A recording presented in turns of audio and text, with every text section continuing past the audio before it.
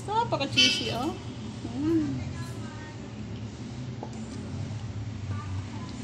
Sarap.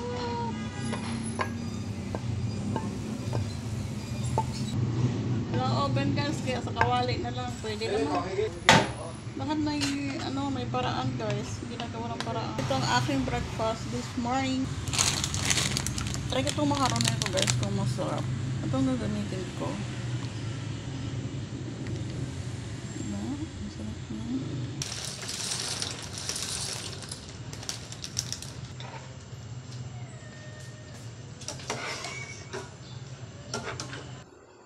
Kalahati ng luto guys. Malaki kasi. Yan po yung gagawin ko sa ating mac. Yan. Sauce po yan, nag-spaghetti na natira. Pwede po. Yan. Masarap.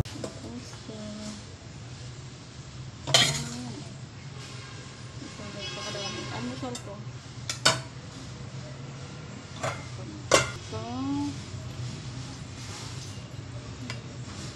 lagyan natin ang sauce.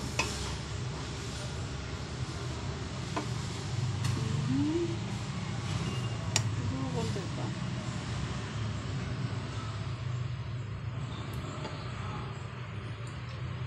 Tapos isabon.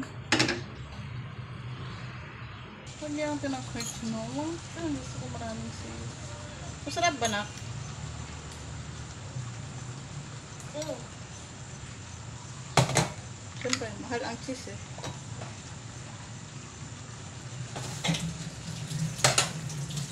Yan, quick milk cheese. Yan, gusto ko maraming cheese. Sana ko makadaka-agaro siya. Paladaan ko sana siya guys. Hindi ako. Ayoko na ako. Eden po yung gamit ko ng quick milk.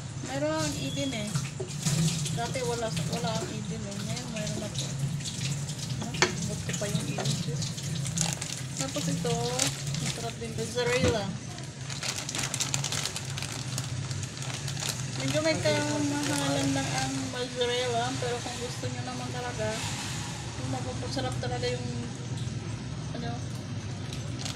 try nyo kung mag-abroad. Masarap talaga. Dalawang klase po sa loob. Yan, dalawang klase.